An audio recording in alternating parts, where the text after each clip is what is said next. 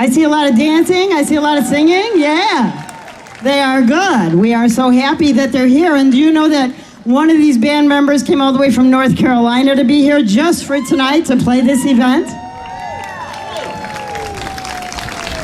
We also have some from Peoria, some from Bloomington, some I don't know where else. Plainfield. And St. Charles. Wow, these guys traveled some distance just to be here and play for their hometown and for you guys. So very good. Thank you, thank you, thank you. We're grateful. I see a lot of Smith Brothers fans out there, but all of you that are here, I just want you to take a stand up and turn around and look at that group right there. Stand up, lady with the food and the cooler. She's from Morton, Illinois. Come on, stand up. So she didn't know there was going to be food here. So they did a little mini Ravinia, and you know, next week we don't have a food truck.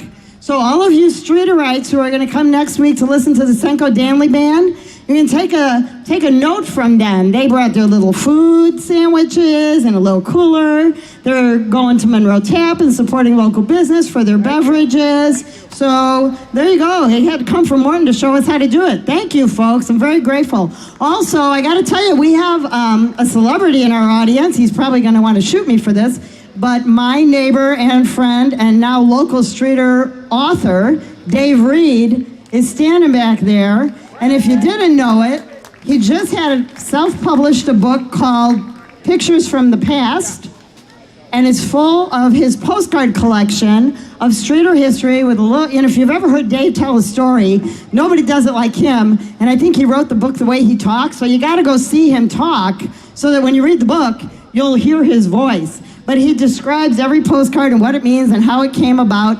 And he had a book signing today at Streator Home Savings Bank, so you can see that on Facebook.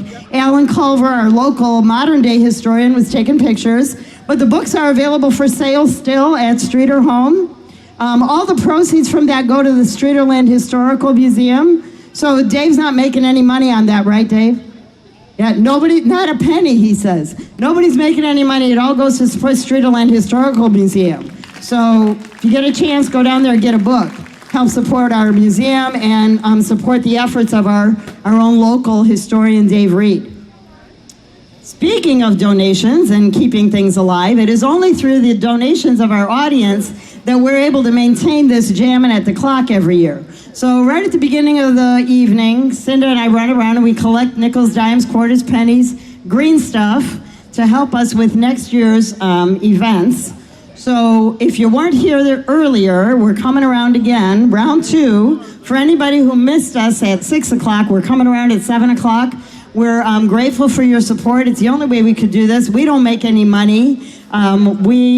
We don't have a non-for-profit. We don't raise money any other way except through your donations, and once a year we run a fundraiser. Last year with COVID, we were not able to do that, so every penny counts this year. It helps us for next year. And just to tell you, when we started this 6 years ago, our whole budget was I think $3,000. And we had 12 weeks, and one of our audience members, and I think connected to the band, was a sponsor for that first year and helped us with some money, along with Streator Home Savings Bank and a bunch of other organizations, and it was about $3,000. Well, here we are 6 years later, and I gotta tell you, with insurance and the expense that we spend on marketing on the sign that's on Bloomington Street, plus all that we pay to the bands, we're at about $11,000 a season. And all that money comes from the fundraiser, a couple of local businesses that support us, and whatever monies we collect every week from you guys. So whatever you can give us, we're grateful. It helps us for next year. The more money we have, the better caliber of bands we can bring. And that's all I got to say about that. So Cinda's coming around with the donation jar. So if you didn't give once, give now. If you want to give twice, we'll do that too. Next week we have Senko Danley Band. They're also a local group. We'll be playing from 6 to 8. Like I said, no food truck next week, so bring your picnic basket and support your local tavern next door. They've got soda pop, water, all kinds of things that are legal here in Heritage Park. So I think that's about it for now. I'm done for the evening. You won't have to hear me anymore. Now all you have to do is listen to the band. So I'm going to let them play again, and we'll see you next week, I hope. And all of you who are from out of the area, thank you for coming. We appreciate that.